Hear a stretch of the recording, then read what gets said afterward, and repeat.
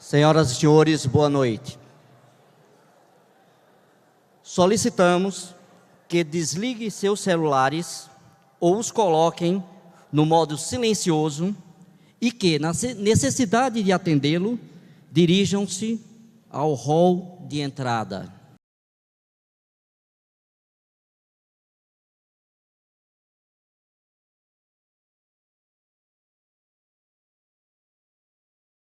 Para compor a mesa, convidamos o vice-reitor da Universidade Federal do Vale do São Francisco, professor doutor Télio Nobre Leite.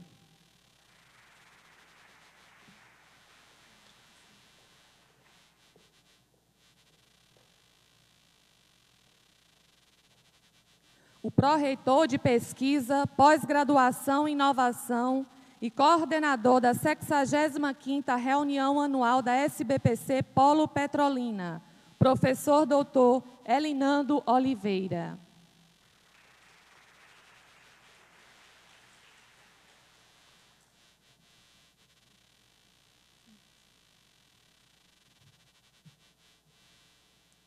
O diretor administrativo financeiro da Autarquia Educacional do Vale do São Francisco, mantenedora da Faculdade de Ciências Aplicadas e Sociais de Petrolina, FACAP, professor Alessandro Menezes de Brito.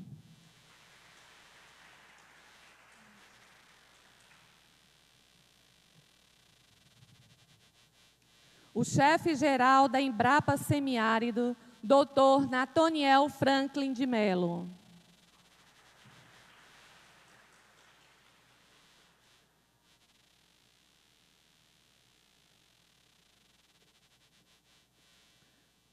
O diretor de pós-graduação da Universidade Federal do Vale do São Francisco e membro do comitê organizador do primeiro workshop de convivência com a seca, professor Dr. Matheus Matiusi da Costa.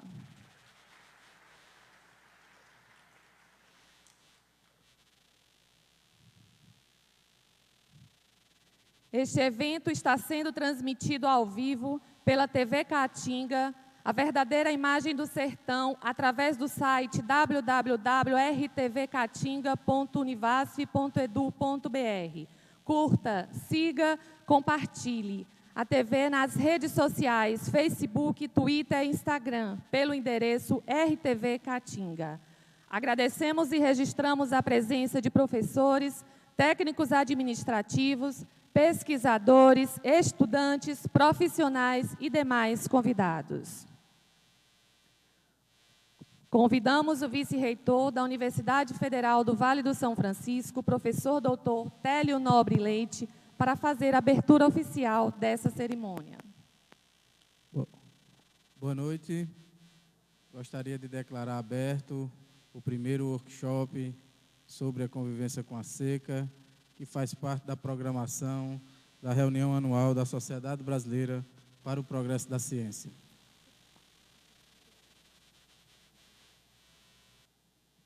Com a palavra, o diretor de pós-graduação da Univasf, professor doutor Matheus Matiusi da Costa.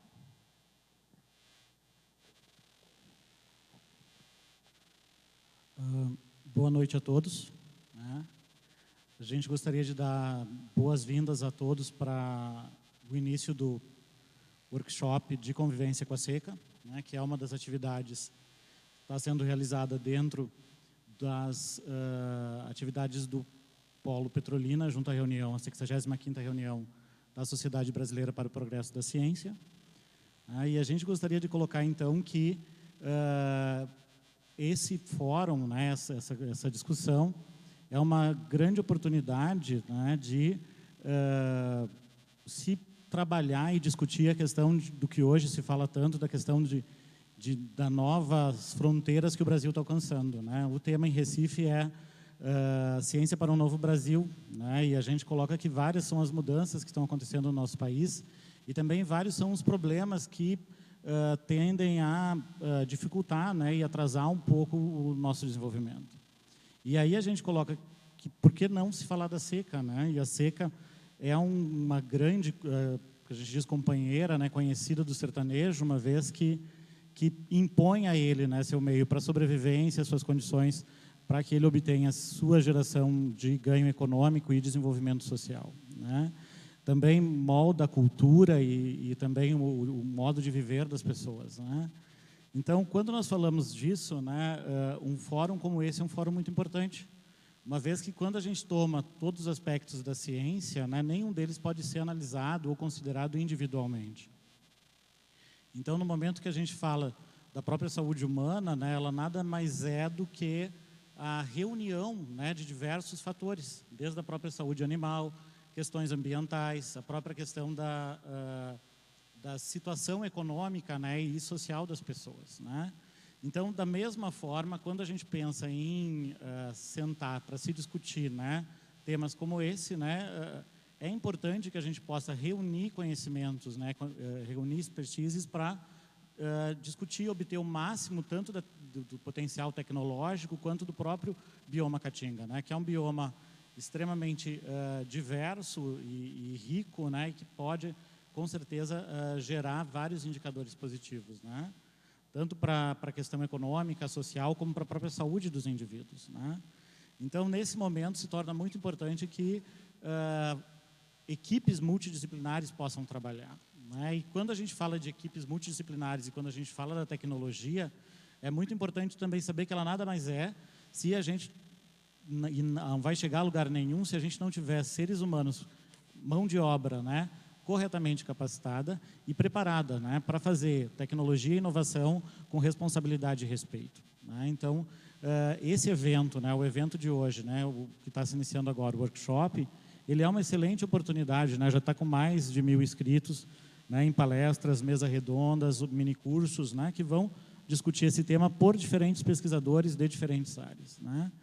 Então, a gente espera que todos possam aproveitar o evento, que possa ser uma excelente oportunidade para se aprender, para ensinar, para discutir a ciência em todos os seus aspectos, né, para que a gente possa, então, propor, né, estratégias, né, de convivência com a seca, certo? Então, eu gostaria de finalizar desejando a todos um excelente evento, que o evento seja muito proveitoso, né? Então, gostaria de agradecer, muito obrigado e boa noite.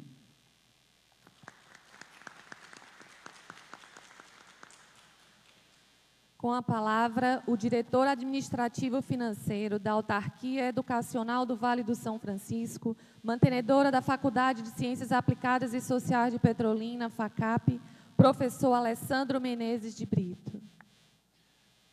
Primeiramente, eu gostaria de cumprimentar o professor Dr. Télio. Como a mesa é pequena, eu vou estender logicamente esse cumprimento ao professor Dr. Nataniel, professor Elinando, professor Matheus, que sempre está visitando a nossa FACAP e nos ajudando a contribuir com o desenvolvimento da nossa região.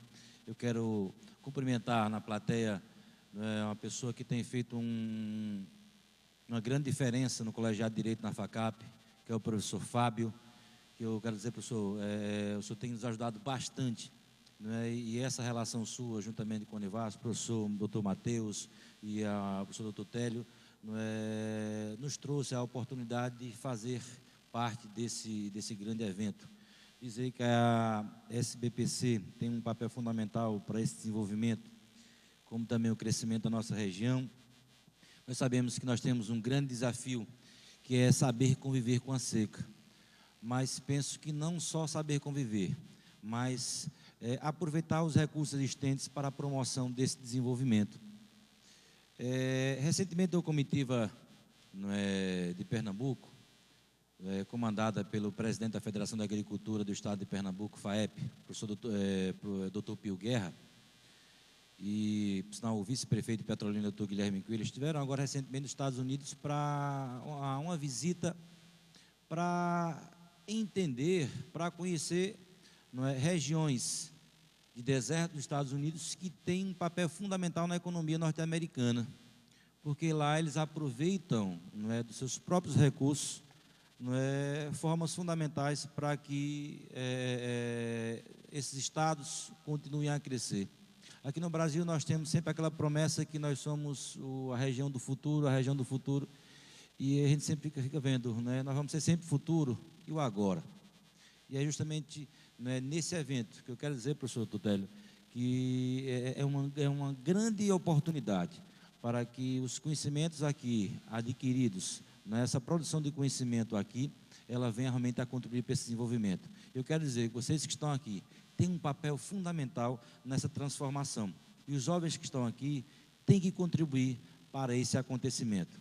Realmente é o ato de fazer, não só simplesmente só pensar. Estamos na hora realmente de agir. Eu quero dizer, professor, que a FACAP está de portas abertas também para ajudar nesse desenvolvimento.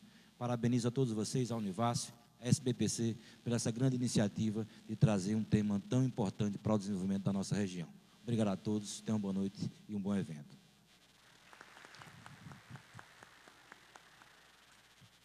Com a palavra, o diretor da Embrapa Semiárido, doutor Natoniel Franklin de Mello.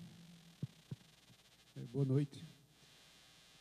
Primeiramente, cumprimentar a mesa, em nome do professor Télio, vice-reitor da Univasf, né, professor Elinando, pró-reitor de Pesquisa, Desenvolvimento e Inovação, professor Alessandro, né, diretor da FACAP, professor Matheus, né, diretor de pós-graduação da Univasf.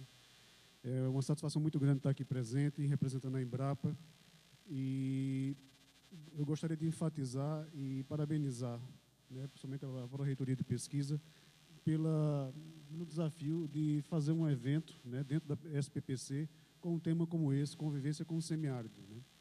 Esse termo, ele é um termo que tem 31 anos que foi proposto, em contrapartida ao conceito que existia na época de combate à seca, né, então vigente no país desde do seu descobrimento, né. Então havia a mentalidade de que as pessoas tinham que combater um fenômeno que é natural e que acontece todos os anos, né, ele está de forma mais intensa ou menos intensa ocorrendo na nossa região, e a cada 10 anos esse fenômeno ele é mais intensificado, né. Nós estamos atravessando um período de 2 anos seguidos de uma estiagem bastante acentuada, onde isso tem causado a perda das atividades produtivas do semiárido brasileiro, né. Foram inúmeras as reportagens na TV mostrando a morte dos rebanhos, né, perda da produção de milho, de feijão, né, a exacerbação dos preços dos alimentos, né. Quem vai na feira, no supermercado, percebe a dona de casa que está ali, quanto custa um quilo de feijão de corda, um quilo de farinha, né, porque essa agricultura que está aí, ela deixou de fornecer esses alimentos para as cidades, né, e isso começa a corroer o poder aquisitivo da população. E aí está um desafio que é posto para a academia, né, a universidade está aqui com esse papel, né, para que se mude essa mentalidade, né, de combate, mas de convivência, né. E o sentido de convivência não é se conformar, né, e você ficar ali esperando que as coisas aconteçam. É no sentido de se definir, é um termo político, entendeu? É como a agricultura familiar, por exemplo, que a gente sabe que é familiar, mas emprega pessoas, né, mas é um termo político que foi criado, e isso precisa ser discutido e bem definido. Conviver é viver bem, né, da melhor maneira possível nesse nosso semiárido brasileiro. É uma região de 1 milhão de quilômetros quadrados, abrange 8 estados do Nordeste, mais o norte de Minas Gerais, vivem 28 milhões de pessoas, é uma população extremamente alta e que, se não for dada condições, né, sejam tecnológicas ou estruturantes, elas vão migrar para as cidades, né, que isso há 30 anos era a preocupação que o governo tinha de manter, fixar o homem no campo, e ao chegar nas cidades vão morar em favelas, né, vai causar os problemas de saúde, de educação, né, e isso é recorrente. A gente está vendo aí as manifestações que estão acontecendo nas grandes capitais, né, e principais cidades médias do país, e isso é tudo decorrência também dessa migração dessas pessoas. Então, debater um tema como esse é um desafio que é posto para a ciência, a SPPC, e principalmente aqui no Polo Petrolina, está bem focalizada nesse ponto. A gente vê a importância que tem, né, pelo número de inscritos que, né, nos minicursos que vão ser oferecidos, é uma representação muito grande, e a gente precisa conhecer os nossos recursos naturais, né, os nossos recursos genéticos, a cultura do povo que vive aqui, né, para que isso seja aperfeiçoado, né, e que esses problemas não voltem a ocorrer daqui a 10 anos. Né. Então, é uma satisfação estar aqui, poder discutir esse tema e poder colaborar e fazer parte de um evento aqui na Univasf. Né.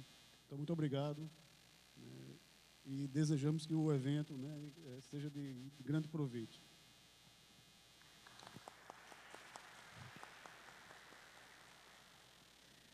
temos a honra de convidar o vice-reitor da Universidade Federal do Vale do São Francisco, professor doutor Télio Nobre Leite, para pronunciamento. Boa noite. Gostaria inicialmente de cumprimentar o professor Alessandro, aqui que vem representando a FACAP, doutor Nathaniel, da Embrapa, cumprimentar meus colegas de trabalho, de administração, e por que não dizer meus amigos que estão aqui, o professor Elinando, pró-reitor de pesquisa, pós-graduação e inovação da nossa instituição, o professor Matheus, o diretor de pós-graduação, que tem colaborado na organização desse evento, né? Primeiro, dizer da honra de poder estar aqui presente. Acho que essa é a segunda vez que a Univasf insere uma atividade, né, na programação da Sociedade Brasileira para o Progresso da Ciência, e eu acredito que dessa vez eu acho que a gente não fez feio. Semana passada, por motivo de viagem oficial, eu não pude estar presente, acompanhei à distância, mas soube do número de inscritos, soube que foi um sucesso, e pelo que as informações que a gente tem, o evento dessa semana também vai ser um verdadeiro sucesso, tem vários inscritos já, né, que tem confirmado. Então, temos certeza que o evento vai poder realmente contribuir para o debate a que se propõe, né? Que, de fato, como foi dito aqui, se deixou de mão, quando eu era menino, lá em Cajazeira, na Paraíba, se falava realmente de combate, obras de combate à seca e tal, né? E a gente que convivia com aquilo, a gente ficava pensando que o desenvolvimento se encontrava no litoral ou em outras regiões.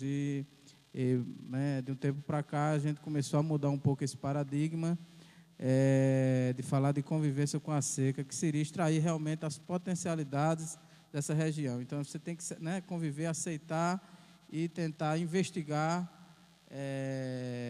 o que se pode trazer, né, de resultados, né, que podem contribuir para uma boa convivência, né, na região que a gente se encontra, né? Então, eu acho que as instituições que estão aqui representadas, que querem, que tentam, né, que promovem o ensino, a pesquisa, né, a extensão, então elas inseridas nessa região, que também, no caso do ensino superior federal, também é uma realidade recente, né, porque você traz essas instituições para o interior do Brasil, aloca. Hoje nós temos, né, se a gente for mais nos últimos anos, né, semana passada teve a nomeação da reitoria da Universidade Federal do Cariri, né? Então você já tem uma série de universidades cuja sede ficam, de fato, nessa região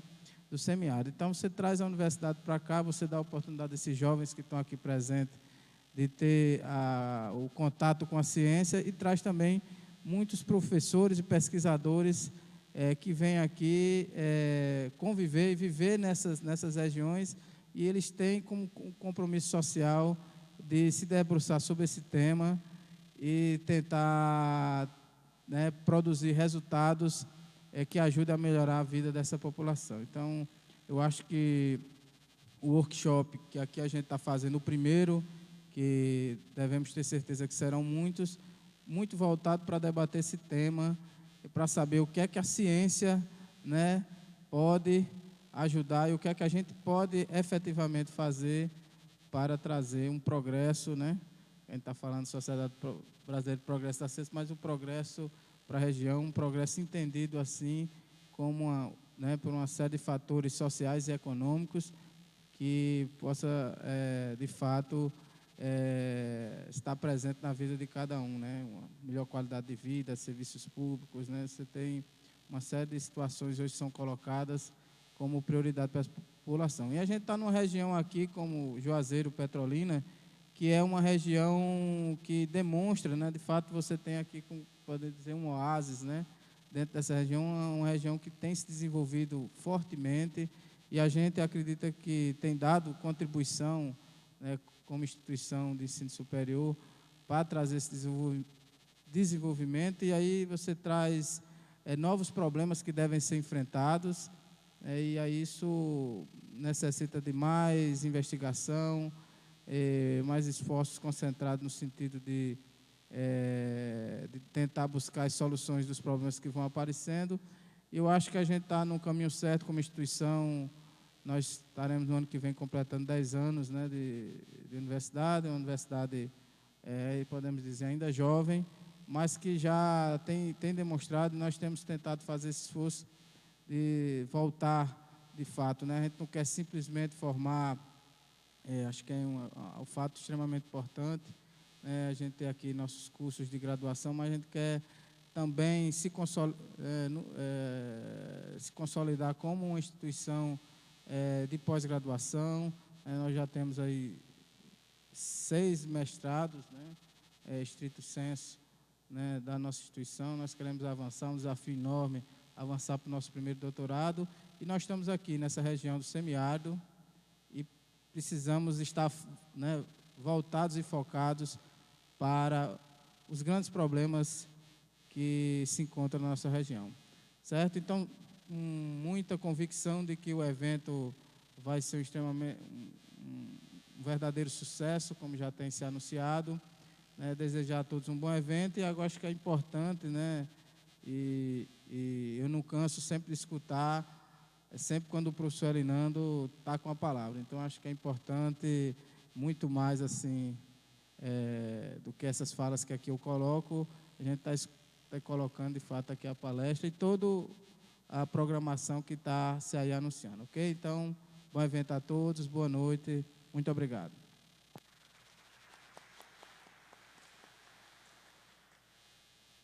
Solicitamos aos integrantes da mesa que retornem aos seus lugares no auditório para iniciarmos a palestra.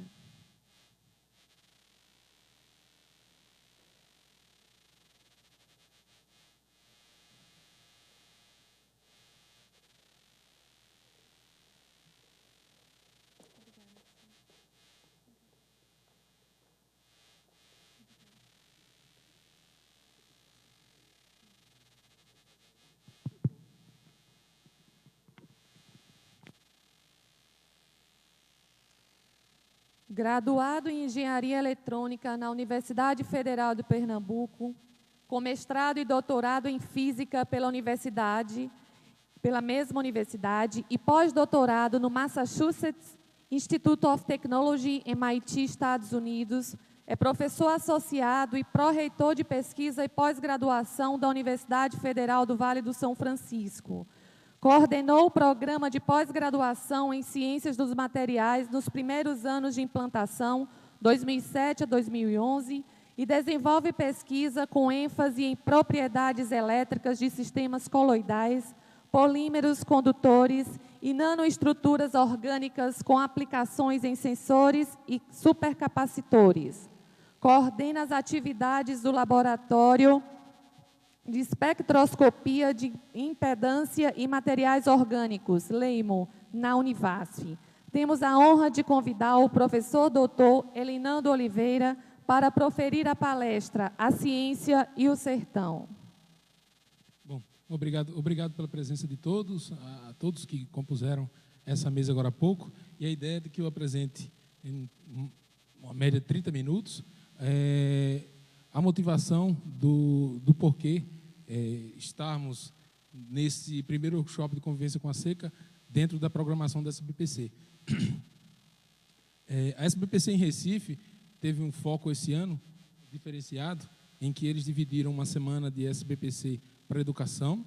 Então, na semana passada, recebemos professores da rede pública, da micro-região de Petrolina, e na segunda semana nós tivemos uma liberdade para pensar na SBPC Ciência para o Vale do São Francisco. E o comitê organizador do evento pensou que realmente falar em ciência no Vale do São Francisco é, de certa forma, indissociável da questão da convivência com a seca. Porque a ciência pode ser dita como físico, é bem tranquilo falar que a ciência é universal. Uma maçã que cai de uma árvore no Vale do São Francisco, ela tem as mesmas características de uma maçã que cai no Alasca. Mas os problemas que o Alasca tem, o Vale do São Francisco não necessariamente precisa reproduzi-los. Então, significa que ser um agente, ser um modificador da realidade social, vai além de se desenvolver uma ciência universal. E aí, ao longo dessa apresentação, vai ficar bem claro para a gente que essa ciência não é tão universal assim. Muitas vezes, os temas de trabalho que a ciência mundial enfoca, eles estão muito voltados para problemas extremamente pontuais. Porém, nós temos os problemas que poderia dizer que são socialmente negligenciados dentro de nossa região e de que não interessam a qualquer outra. Então, a primeira pergunta que eu colocaria para, de certa forma, não irei respondê-la, espero que a gente responda ao longo desses 2 dias de evento. A primeira delas é essa: qual o papel da universidade no interior do Brasil, e particularmente no sertão? Qual o nosso papel dentro do Vale de São Francisco? Quando coloco universidade, vamos incluir todas as instituições de ensino e pesquisa, por exemplo, aqui do Vale de São Francisco. O fato é que a nossa missão é extremamente dura, porque existe uma dívida histórica com relação ao desenvolvimento da ensino, da pesquisa em nosso país. Se nós fizermos uma pequena revisão quanto à história das universidades no mundo, a gente vai ver que, por exemplo, a Universidade de Serra Leoa surgiu em 1827, Harvard em 1636, a Universidade de Sydney, a Universidade de Berlim, todas elas ali com pelo menos, todas elas com mais de 200 anos de existência. Se a gente chegar no Brasil, nós iremos verificar que apenas em 1915 é que foi criada a primeira universidade dita então brasileira, que foi a Universidade do Rio de Janeiro. Então, significa que a gente tem um déficit enorme quanto ao ensino e à pesquisa desenvolvidas no Brasil. E esse déficit precisa ser, então, encarado de uma forma mais agressiva. Não é só fazendo uma ciência universal que a gente vai conseguir repor essa defasagem de 100, 200 anos das universidades em implantação no Brasil. E basta lembrar também ali que em 1961 é que a Universidade de Brasília foi então consolidada dentro do conceito do Darcy Ribeiro. O CNPq, que é a nossa marca maior de incentivo e de fomento à pesquisa, surgiu em 1951. Então, a gente tem o CNPq com 60 e poucos anos, né? Isso significa que toda a evolução dele, que aconteceu até hoje, a chegarmos aí a 10 mil bolsas de produtividade, 17 mil mestrado, doutorado, 25 mil estudantes de graduação e 8 mil de ensino médio, é uma instituição que não chegou ainda a 100 anos, ela tem 62 anos, né, de fundação, desde a sua criação até o estágio em que se encontra hoje. E diria que é aquela que tem o maior destaque dentro do fomento à ciência e à tecnologia que é desenvolvida no Brasil e que ainda depende muito de governos. Então, é algo que não está ainda acima desse limite que a gente define como sendo um limite crítico, né? Mas isso não significa que o Brasil esteja... Nota que eu não estou falando ainda do sertão, certo? A gente está falando do país, nação, Brasil, em que as universidades estavam no litoral, no sudeste e no sul, no litoral do nordeste, no sudeste e no sul do Brasil, distribuídas nos grandes centros. Mas existe, sim, alguns casos, e aí a gente vai estudar o caso ITA, que foi implantado no interior do Brasil, o Instituto Tecnológico da Aeronáutica, que foi justamente o sonho de um cara, esse daqui, o Cassimiro Montenegro Filho, que sonhou com uma instituição de ponta, uma instituição que fazia ciência e tecnologia, queria recuperar esse tempo que foi perdido. Então, significa que a gente está num país de terceiro mundo, nós especificamente estamos no nordeste desse terceiro mundo, no interior do nordeste desse terceiro mundo, só que ao invés de sermos coitadinhos, o que a gente precisa é ser muito melhor do que é o primeiro mundo, para seguir o exemplo de pessoas como o Cassimiro Montenegro, que foi um verdadeiro herói dentro da consolidação do que foi o ITA, certo? Então, ele foi o primeiro aviador que conduziu uma mala transportando. Então, ele é considerado o fundador do Correio Brasileiro. Okay? Então, ele foi lá, fez uma viagem do Rio até São Paulo, transportando 2 cartas, e com isso ele tinha, então, consolidado o primeiro voo dos Correios Brasileiros. E aí, esse Major Montenegro se matriculou no curso de Engenharia Aeronáutica na Escola Técnica do Exército, que hoje em dia é conhecido como IME, né? Instituto Militar de Engenharia do Exército. E ao concluir o seu curso de engenharia, ele então passa à subdiretoria de técnica aeronáutica e faz uma visita lá ao MIT para conhecer a estrutura do departamento de engenharia aeronáutica lá do MIT. Então, é muita ousadia do Cassimiro Montenegro imaginar em ter no Brasil uma estrutura parecida com o que havia lá nos Estados Unidos. Então, lá nos Estados Unidos tem 200 anos de vantagem com relação à nossa realidade. Eles têm um produto interno bruto muito maior do que o nosso. Ele poderia simplesmente ir até lá, olhar aquelas maravilhas e voltar encantado, reclamando de tudo que funcionava aqui. Então, ele foi lá e admirou o Instituto de Pesquisa Aeronáutica Guggenheim. Mas, ao invés de apenas admirar, ele ousou pensar em reproduzir no Brasil algo daquele nível e cobrindo toda a deficiência que a gente tem daquela dívida histórica, certo? Então, ao chegar no país, depois de uma longa negociação lá com o Ministério da Aeronáutica, ele convenceu o professor Smith, que era o interlocutor principal junto com o Ministério, de que era importante, sim, criar um MIT brasileiro. E aí, com muitas idas e vindas, foi então decidida uma região no interior de São Paulo, plana, às margens da Via Dutra, em São José dos Campos, em que iria ser implantado o ITA. Nem tudo foi fácil, porque, por acaso do destino, o próprio Eduardo Gomes, o túmulo do Eduardo Gomes é ao lado do túmulo do Montenegro. E esses dois lutaram por toda a vida. Então, todo esse sonho do Montenegro teve um grande algoz ali, que foi o Eduardo Gomes. E essa visão que o Montenegro tinha, que era de transformar esta universidade que nascia num celeiro de cérebros, ela batia de frente com a visão do Eduardo Gomes, que queria do ITA simplesmente um centro técnico de informação e de manutenção da Força Aérea Brasileira. Então, na prática, enquanto que um sonhava voos muito mais altos, o Eduardo Gomes queria simplesmente que aquele órgão tivesse um fim menos, digamos, menos brilhante do que foi pensado por ele. E, na sequência dos anos, o que se viu foi uma série de... Isso parece muito com a história brasileira, de que, com a derrubada de Getúlio Vargas, no limiar de se assinar o plano de criação do ITA, esse processo travou, o Eduardo Gomes ganhou força, junto com a política na época, e todo esse processo foi travado, até o ponto em que o próprio Eduardo Gomes foi nomeado pelo ministro da Aeronáutica e exonerou o criador do ITA. Então, o criador do ITA foi desalojado da sua própria residência, da sua própria instituição. Mas o fato é que, muito mais do que pessoas, eram as instituições que importavam, né?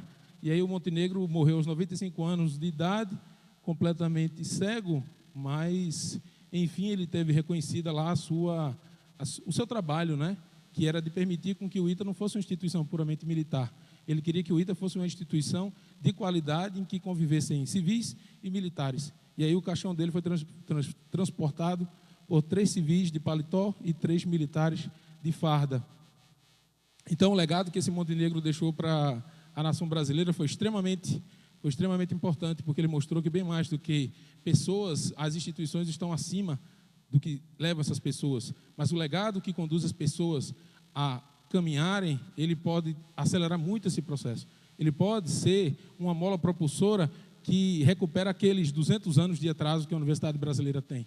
Então, esse estudo de caso que eu trouxe aqui para vocês mostra que estar no semiárido, estar na universidade com apenas 9 anos de existência, muito mais do que estar em uma instituição que carece de diversos aspectos, é estar numa instituição que oferece diversas oportunidades. Assim como o Montenegro conseguiu consolidar o ITA, numa época em que nem o CNPq era consolidado, o que nós podemos fazer de tantas instituições que temos aqui no Vale do São Francisco, em uma época em que a CAPES, em que o CNPq, em que a FINEP joga rios de dinheiro para pesquisa, para inovação tecnológica dentro da universidade.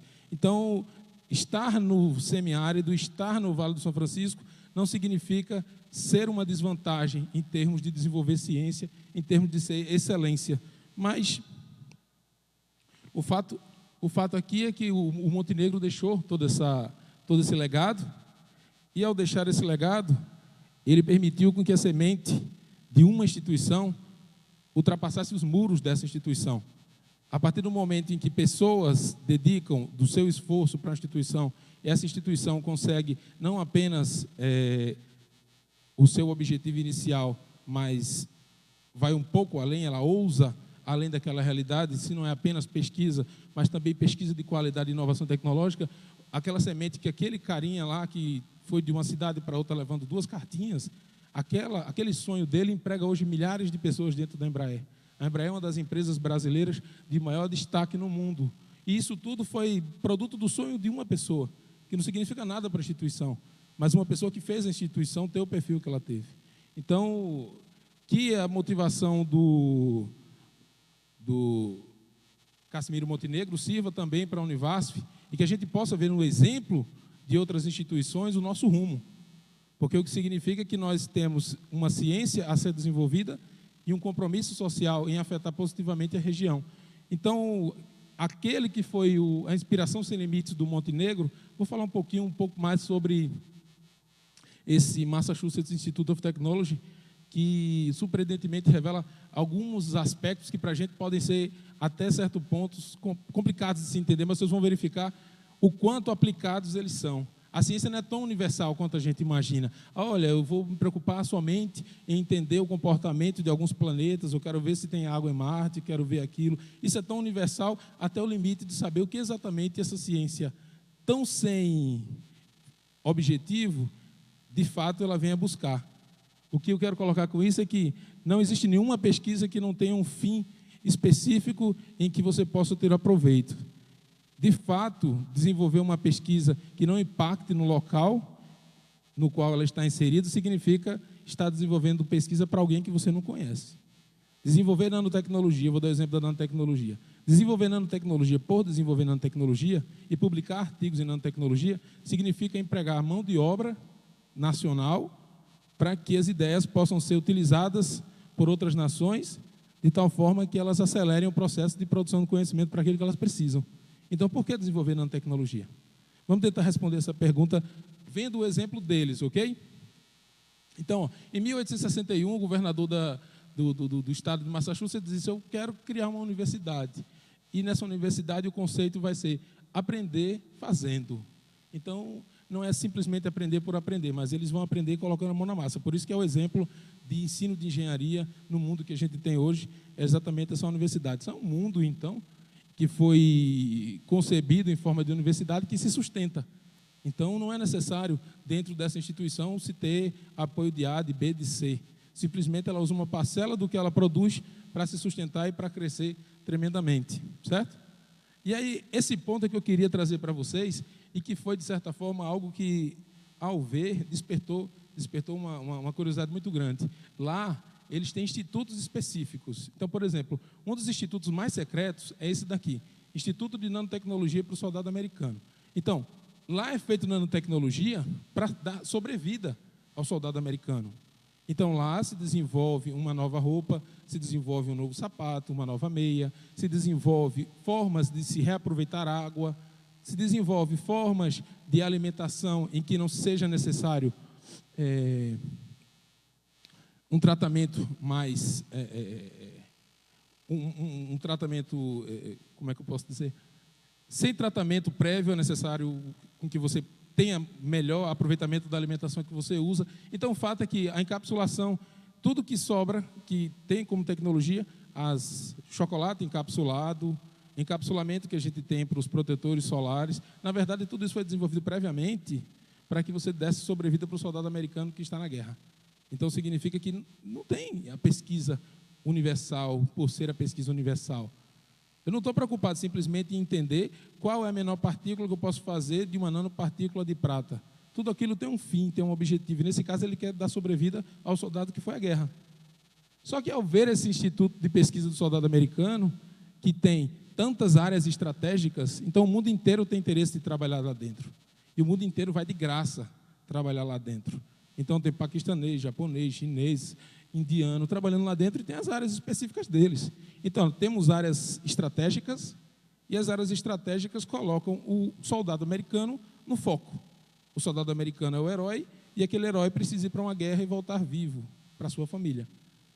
E dentro disso, você tem grupos e grupos de cientistas que trabalham com prevenção, diagnóstico, materiais, trabalha com nanotecnologia aplicada em comunicações, sensores, diagnósticos, eletrônica flexível. Na verdade, toda essa tecnologia que está sendo feita tem um foco em algo.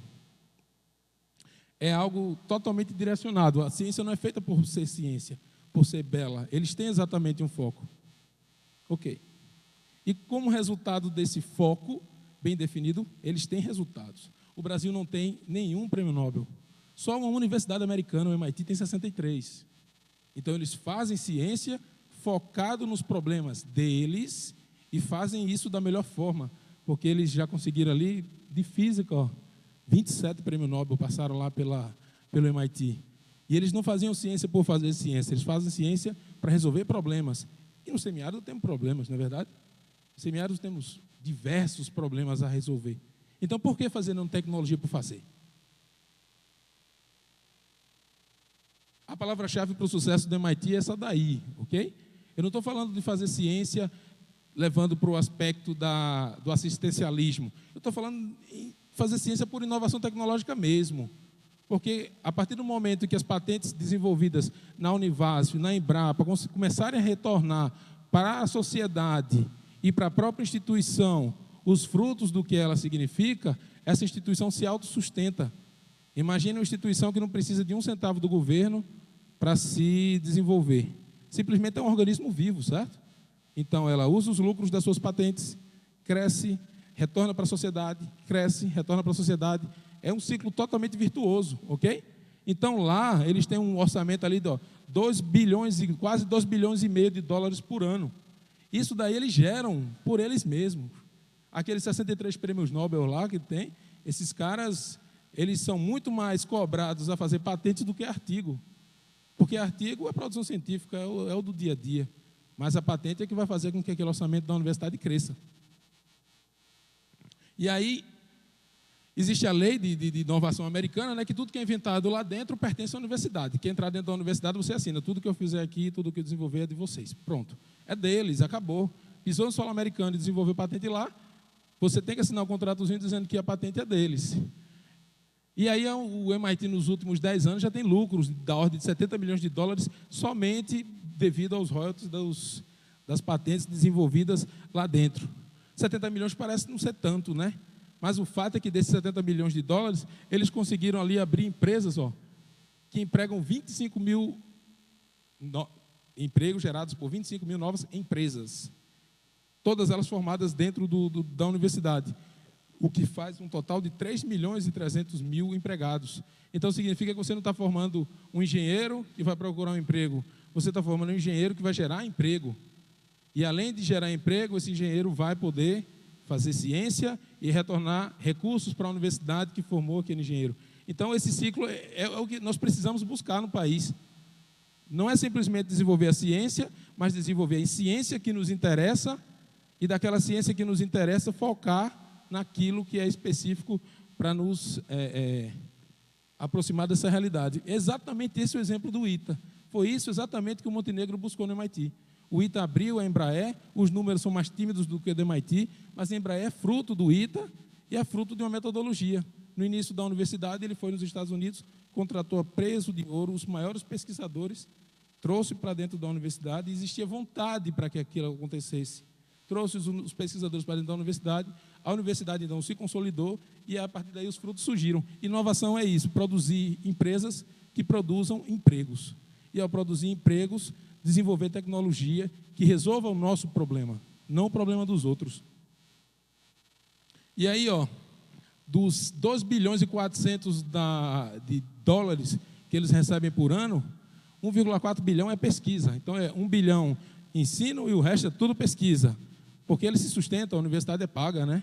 E aí eles pegam 80% desse 1 bilhão e ainda pegam de dinheiro público, porque eles sabem que é lucro certo. Joga esse dinheiro dentro da universidade e a universidade vai gerar empresa e aquelas empresas de impostos vão dar muito mais do que foi esse 1 bilhão e 400. Então o mundo procura esse investimento líquido e certo. E um outro exemplo que o Montenegro pegou muito bom de lá é que justamente não tem essa coisa de fronteira, certo? Eu sou petrolinense, eu só posso trabalhar em Petrolina. Em Recife tem muito disso, eu sou egresso da UFPE, eu tenho que trabalhar na UFPE, porque é a minha universidade. Lá não tem nação, não tem terra, não tem nada. Quer trabalhar, quer nos ajudar? Venha. É indiano, é chinês, é paquistanês, de onde você é? Venha para cá trabalhar. Só tem 30% de professores não americanos, o resto pode vir de qualquer lugar. O fato é que você precisa tratar o problema que é colocado como foco para aquela dada região, e ponto final. Então, essa coisa esse bairrismo que a gente tem aqui, 40% dos pós-graduandos são de fora dos Estados Unidos, então não tem problema para eles. Isso daí o mundo é a fronteira para se desenvolver isso daí. E como resultado, no ano passado eles foram ranqueados lá como número 1, a universidade número 1 no mundo, que mais desenvolve inovação, tecnologia e ciência. Aí vamos sair dessa realidade que parece um sonho, né? E vamos voltar para o Brasil de novo. Algumas perguntas. Por que o governo prefere investir em juros altos do que investir em inovação tecnológica e ciência? Que atração é essa pelos juros? Pergunta número 2. Tudo bem, convencemos o governo. Não invista nos bancos, invista nas universidades. Se a gente convence o governo disso, será que a gente está preparado para fazer inovação tecnológica? A gente tem 2 problemas: quem não quer investir e quem não faz inovação tecnológica em si. E aí o Brasil meio que projetou, eu tô sendo bem provocador aqui, certo? O Brasil projetou na cabeça de vários acadêmicos o seguinte perfil: aonde existe pesquisa, fortalece-se a pesquisa. Aonde não existe a pesquisa, transforma-se em uma escola. Então, onde é que tem pesquisa? Nas universidades que tem, as velhas, né? As universidades velhas brasileiras têm 50, 60 anos, então são as universidades consideradas consolidadas. Então, lá se faz ensino, pesquisa, extensão. E nas outras? E nas universidades que vão abrindo pelo interior? Bom, na outra a gente faz número, né? Para que você vai querer investir na pesquisa da Univasf, se você pode jogar o dinheiro dentro da UFPE? Para que fazer pesquisa na Federal do Cariri, se você pode jogar na Federal do Ceará? Por que você precisa fazer isso? Aonde que eu tenho um retorno? Eu estou pensando como governante, certo? Aonde que eu tenho um retorno mais líquido? É investindo numa universidade que esteja repleta de pesquisadores 1A, do CNPq, aqueles pesquisadores que têm 300 artigos publicados, 200 alunos de doutorados, 200 doutores orientados, ou uma universidade cheia de jovem que está batalhando para construir seu laboratório? Onde que o lucro é mais imediato? Se você pensa na escala de 1 ano, certamente é na consolidada. Mas se você pensa pelos olhos do que pensou o Cassimiro Montenegro lá, você vai lá para o interior, porque o ITA não existia até aquele sonho ser implementado. Será que é isso mesmo que a gente vai ter no futuro? Será que a gente vai ter no futuro esse reúne? Que nós, bom, eu particularmente sempre fui crítico com relação a esse modelo, de ter 1 para 18, de ter a norma de 90% de aprovação. É assim que a gente vai fazer a universidade se expandir no Brasil, colocando uma meta: olha, a partir de agora todo mundo que entra sai, a partir de agora você tem um número de discentes por docente, a partir daí agora vamos formar uma fábrica, e a fábrica é essa, é a fábrica de diplomas. Você entra de um lado e sai do outro com um diploma na mão. É assim que a gente vai crescer? Foi assim que Montenegro pensou? Eu estou colocando só o exemplo de Montenegro, que foi nosso estudo de caso. O ITA não foi por esse caminho. Eu posso dar um número imenso de outras instituições que seguiram por esse caminho. Mas uma fábrica de diplomas não é o que a gente precisa. Até porque diploma não significa nada. Qual a real importância de um diploma? O que é que um diploma faz? O diploma é a folha de papel que a gente tem guardada dentro de um armário, né? E se a nossa universidade focar simplesmente em dar diplomas, eu não sei qual a nossa missão social dentro desse processo. Eu acho que a gente tem um dilema muito grande a encarar dentro desse processo. Nós queremos diplomas ou queremos dignidade? Queremos formar 1.000 engenheiros, 1.000 médicos, 1.000 assistentes sociais? Ou a gente quer fazer com que aquela criança que está a 50 quilômetros daqui não morra de sede, ou não consuma água contaminada e morra de diarreia? O que é que a gente quer? Será que os 50.000 engenheiros que vai formar dentro daquela meta vão resolver esse problema? Será que eles vão ter uma visão de um empreendedor social? O empreendedor social não é aquele cara simplesmente que vai lá e dá 1 quilo de alimento, não. É aquele cara que vai ensinar a pescar, certo? Vai chegar para o pescador e vai dizer: olha, é assim que você precisa resolver o problema. E resolve. Será que esses diplomados de 90% de critério de aprovação serão suficientes para a gente? Vamos voltar à ciência contextualizada. Vamos focar nesse momento. Qual é o problema americano? é mandar o soldado para a guerra e recebê-lo. Ponto. Esse é o problema. Para isso, você cria um instituto de 50 andares, você contrata 500 doutores, 300 pós-docs, cria linhas específicas, injeta bilhões de dólares, porque eu quero que o meu herói volte para casa. Ok, eu tenho um herói. É o herói que foi para a guerra. Tudo bem, esse é o problema americano. E qual é o nosso herói? Quem é o herói brasileiro? É o sertanejo? Que morre de sede? Quem é o herói brasileiro? É o jogador de futebol? É o ator da novela? Vamos eleger o nosso herói e vamos trabalhar por ele? Pode ser que a nação brasileira estabeleça que o herói brasileiro é o Neymar e que precisamos desenvolver uma chuteira adequada para que a velocidade do chute dele seja cada vez maior. Ótimo, esse é o nosso herói brasileiro. Vamos fazer pesquisa para ele? Vamos. Não elegemos o nosso herói, mas quem é o herói brasileiro?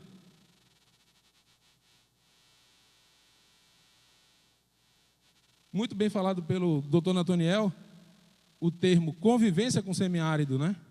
Porque acabou essa época, eu espero, né, da indústria da seca. Quanto mais chove, melhor para o político, né? Quanto menos chove, melhor para o político, né? E quanto mais chove, pior para ele, né? Então, eu acho que a universidade precisa se posicionar diante dessa grande problemática do nosso país.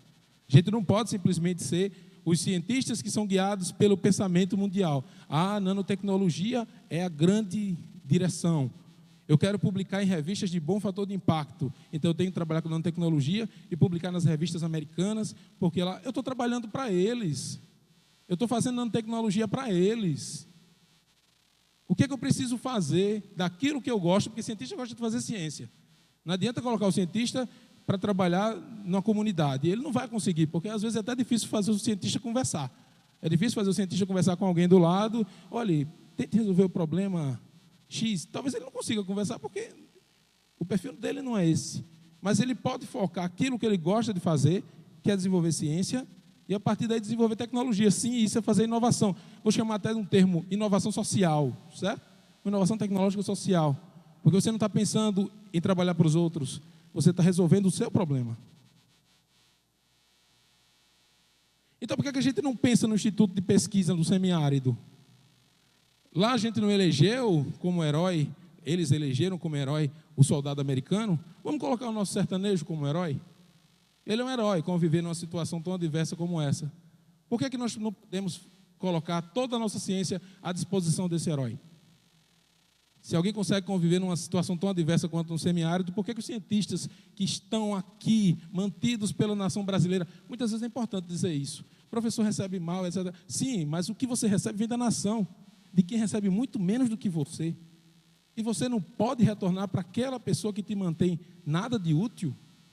Será que a arrogância do cientista que está dentro do laboratório é tão grande ao ponto de que um artigo publicado satisfaça a felicidade desejada por ele? Será que isso é suficiente?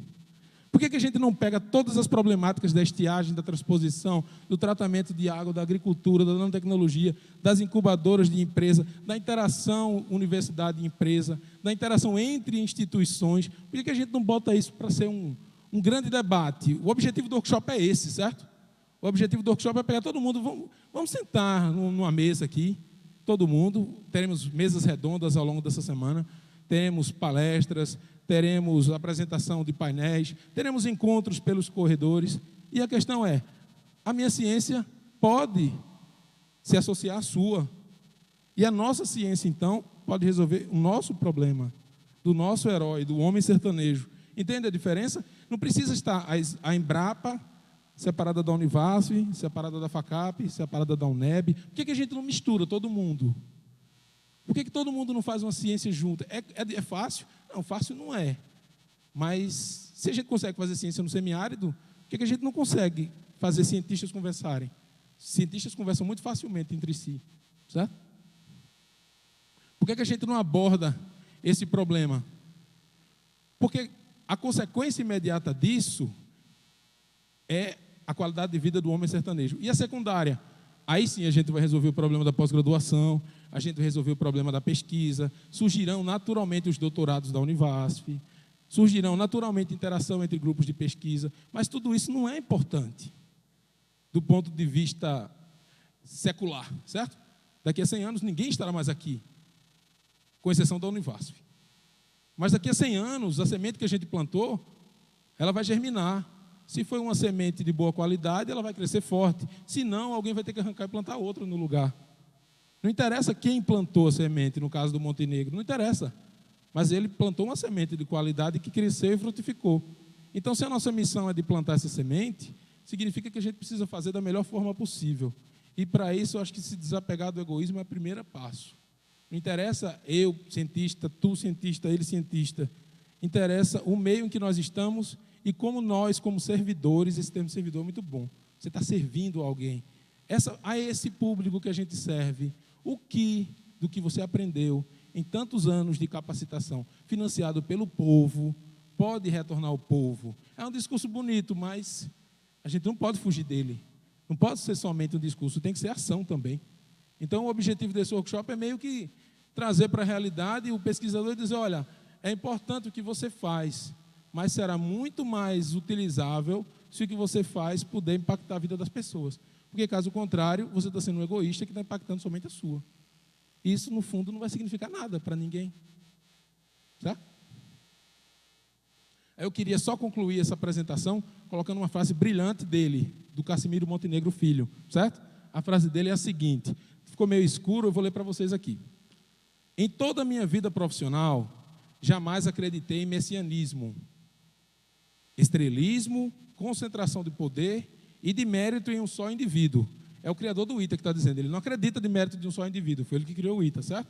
Ele não acredita. Sempre trabalhei em equipe, e se algum merecimento tenho, é o de ter sabido despertar em meus companheiros o entusiasmo, delegar-lhe autoridade com responsabilidade, exortá-los no pleno uso de suas potencialidades e qualidades em proveito do povo brasileiro. Não preciso falar mais nada depois disso, né? É esse o que a gente precisa fazer. É isso que a ciência brasileira precisa se preocupar. A ciência do Brasil para o Brasil. A ciência do sertão para o sertão. E ponto final. Então, muito obrigado a vocês e bom evento para todos nós. Este cerimonial agradece a presença de todos e convida para uma apresentação cultural com os artistas da região. Sérgio Murilo, Rosialine Bezerra, Edésio Santos, Ranicleide Araújo e Rodrigo Bezerra. Gostaria de agradecer, em nome de todos, Edésio, César, Rodrigo, Ranicleide, pela oportunidade de mostrar um trabalho e de fazer uma referência à nossa terra, né?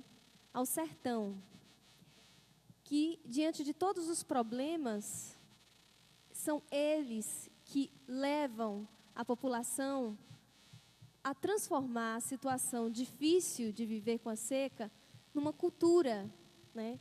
Que chama mesmo para uma ajuda que deve partir, no caso de todos nós, né? Então, considero essa uma grande oportunidade e agradecemos por todos aqui a vocês.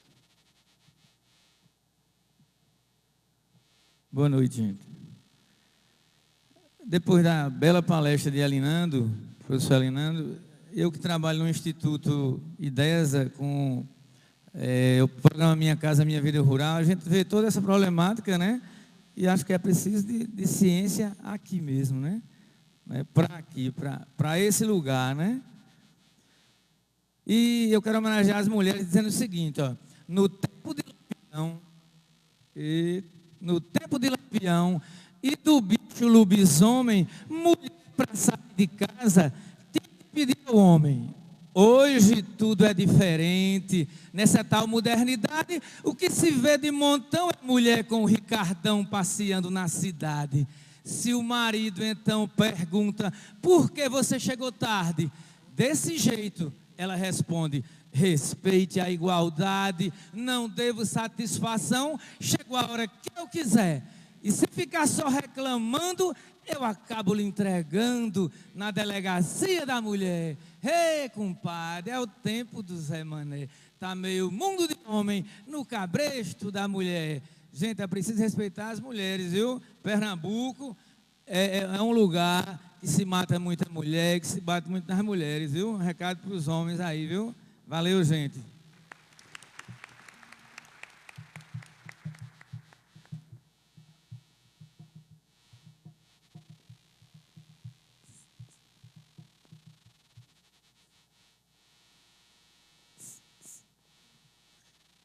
Boa noite a todos. Ontem, às 18 horas, na hora da Ave Maria, nosso irmão Dominguinhos, discípulo de Luiz Gonzaga e grande mestre das sanfonas, nos deu o seu último adeus. Prestamos hoje nossa pequena homenagem a esse nobre membro, esse grande herói da nação nordestina, que através de sua música, de sua arte, ecoou aos 4 cantos do mundo a cultura e vida sertaneja. Cantemos juntos, Tenho Sede, de Dominguinhos.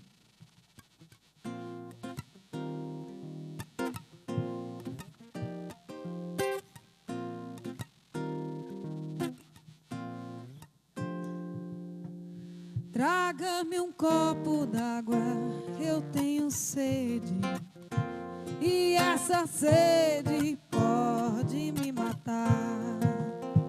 Minha garganta pede um pouco d'água e os meus olhos pedem o teu olhar. A planta pede chuva quando quer brotar e o céu logo escurece quando vai chover. Meu coração só pede o teu amor. Se não me deres, posso até morrer.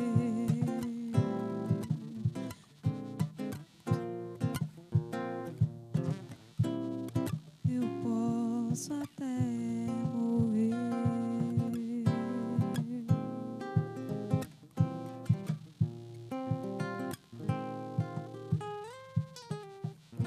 A planta pede chuva quando quer brotar.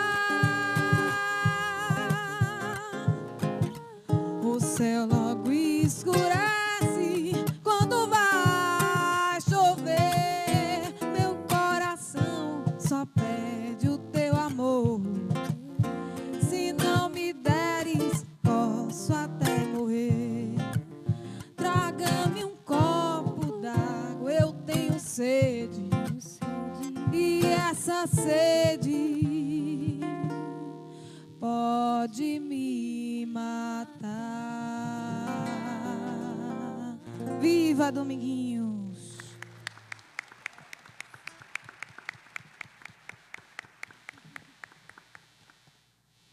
E como Dominguinhos nos deixou na hora da Ave Maria, nada mais justo do que cantar a oração Ave Maria do sertanejo.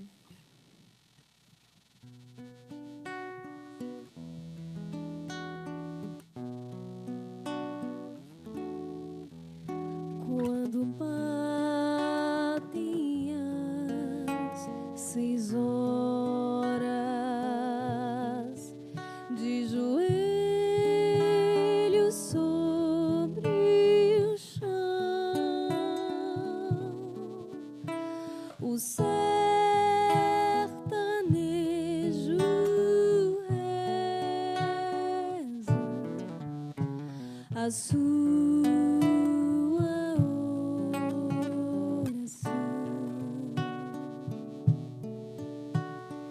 Ave Maria, Mãe de Deus, Jesus, nos dê força e coragem para carregar a nossa cruz nesta hora bendita e e santa, devemos suplicar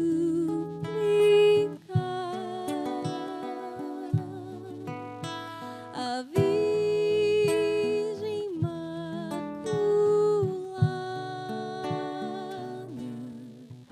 os enfermos vir curar.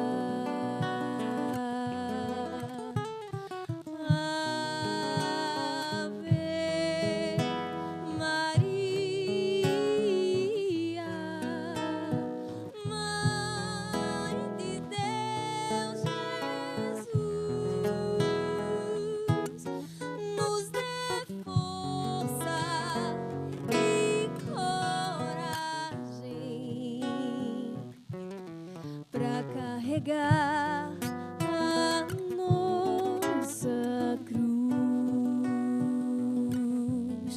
para carregar a nossa cruz.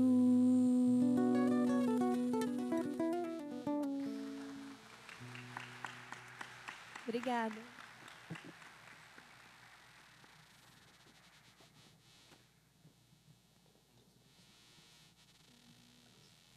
O poeta Chico Pedrosa, ele diz assim, né, sobre o erro da vendedora. Ele diz: o engano é uma falta difícil de reverter, por ele tem muita gente sofrendo sem merecer. Quantos pobres inocentes, tidos como delinquentes, estão a se lamentar? Se o errar fosse humano, como dizem, o engano não faria ninguém penar. Um estudante entrou numa loja especializada para comprar um presente para sua namorada que estava em outra cidade. Depois de ter à vontade os artigos da vitrine, despertou-lhe o interesse por algo que aquecesse os dedos das mãos de Aline. Um belíssimo par de luvas comprou para a namorada e pediu à vendedora, moça fina e educada, que embalasse o presente. Inadvertidamente, no lugar da encomenda, a moça se atrapalhou, em vez das luvas, botou uma calcinha de renda. E logo entregou ao moço, que acabara de escrever, um bilhete à namorada, dizendo como fazer com aquele presentaço. Minha querida, um abraço e beijos apaixonados. Meu amor, este presente vistas pensando na gente no dia dos namorados. Lhe mando, porém, sabendo que você não vai usar, porque quem nunca vestiu é difícil acostumar. Por isso, eu queria ir para lhe ensinar a vestir como fez a vendedora. Se nela eu gostei de ver, imagine em você, minha deusa encantadora. Ela também garantiu que não mancha nem desbota, a mão entrando e saindo não rasga nem amarrota. Eu comprei larga na frente para a mão chegar livremente na bainha dos torpedos e sem precisar forçar lá dentro, facilitar o movimento dos dedos. Torço para que te sintas feliz com este presente que irá vestir aquilo que pedirei brevemente, vestir aquilo que um dia, quando eu não te conhecia, eu não podia nem tocar. Hoje eu pego, aperto, amasso, coço, massageio e faço você gemer e sonhar. Só uma coisa eu lhe peço: depois que você usar, coloque um pouco de talco para desinfectar e evitar o mau cheiro. Feito isto o dia inteiro pode usar e se exibir. E se na rua alguém parar e lhe perguntar quem deu, pode dizer que fui eu, seu namorado Valdir.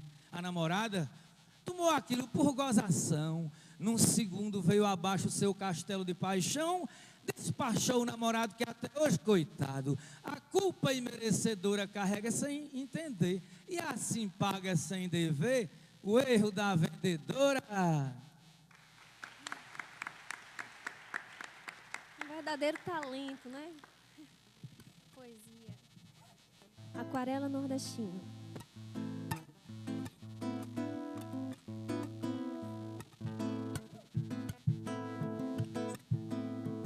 O Nordeste imenso, quando o sol calcina a terra, não se vê uma folha verde na baixa ou na serra. Juriti não suspira em Ambu se vê uma folha verde na baixa ou na serra.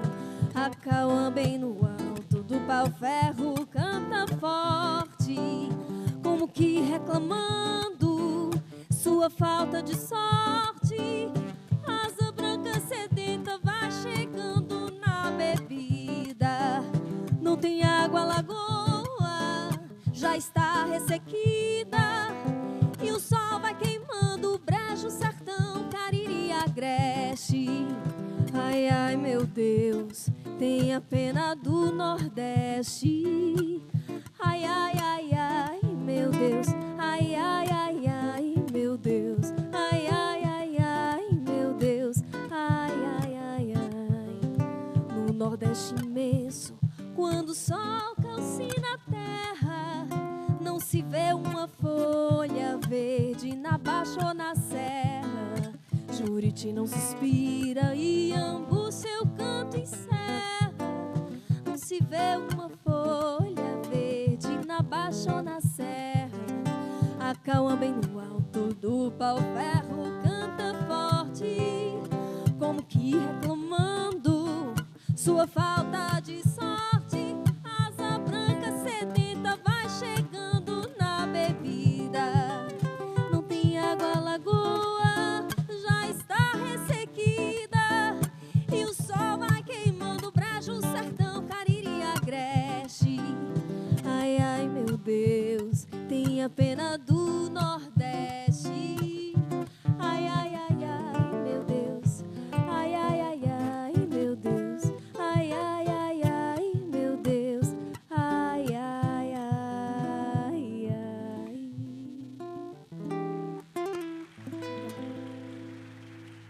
A Cauã.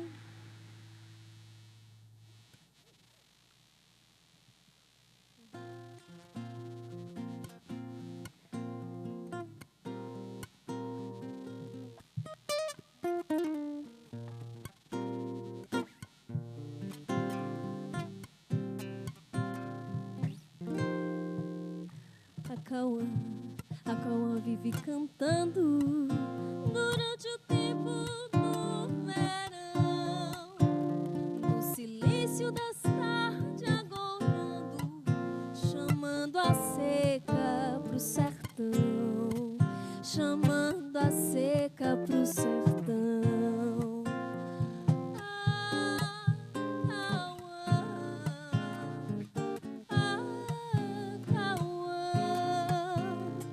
Teu canto é penoso e faz medo. Te cala, Cauã, que é pra chuva voltar cedo, que é pra chuva voltar cedo. Toda noite no sertão canta o João corta-pau, a coruja mãe da lua, a peitica e o bacurau.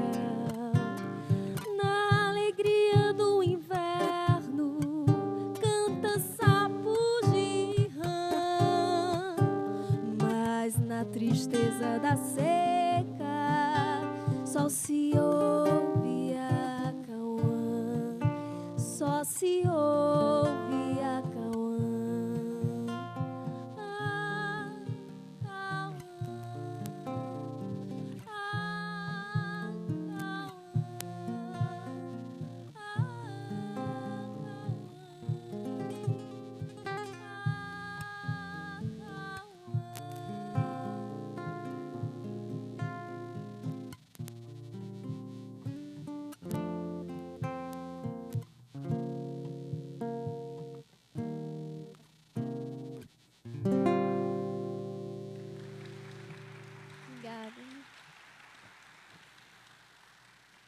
Já que a gente está falando mesmo da natureza, né, do Nordeste, a gente falou do Acauã, e nós vamos encerrar, né, com Carcará, uma música muito expressiva do Nordeste.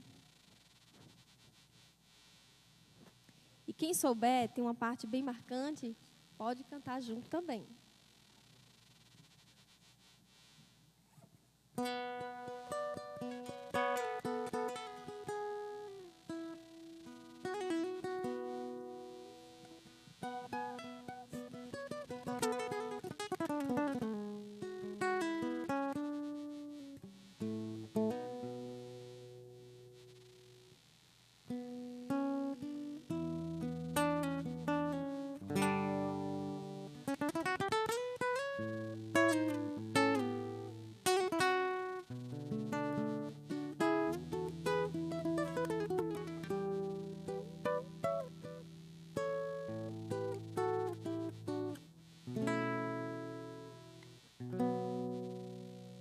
Carcará,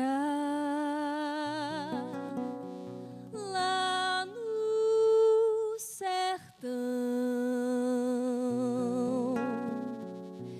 é um bicho que voa que nem avião. É um pássaro malvado, tem um bico volteado que nem gavião. Carcará, quando vê roça queimada, sai voando, cantando. Carcará, vai fazer sua caçada. Carcará, come até cobra queimada. Quando chega o tempo da invernada, o sertão não tem mais roça queimada. Carcará, mesmo assim, não passa fome. Os borregos que nascem na baixada. Carcará, pega, mata e come. Carcará, não vai morrer de fome. Carcará, mais coragem do que homem. Carcará, pega, mata e come. Carcará é malvado, é valentão. É a águia de lá do meu sertão. Os borregos novinhos não podem andar. Ele puxa no umbigo e até matar. Carcará, pega, mata e come. Carcará, não vai morrer de fome. Carcará, mais coragem do que homem. Carcará, pega, mata e come. Perguntei à natureza e ela não me respondeu não. Se não é seca, é enchente, fazendo dessa gente bravo, forte e robusto, ter que estender a mão. Em 1950, 10% da população do Piauí viviam fora de sua terra natal. 13% do Ceará, 15% da Bahia, 17% de Alagoas, com problema, a fome. E enquanto isso, um colar de 40 pedras, de pérolas de águas marinhas brasileiras, era entregue à Rainha Elizabeth.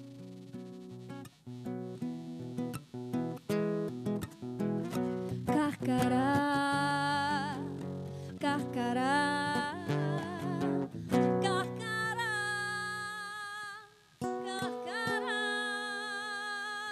carcará, carcará, pega, mata e come. Obrigada.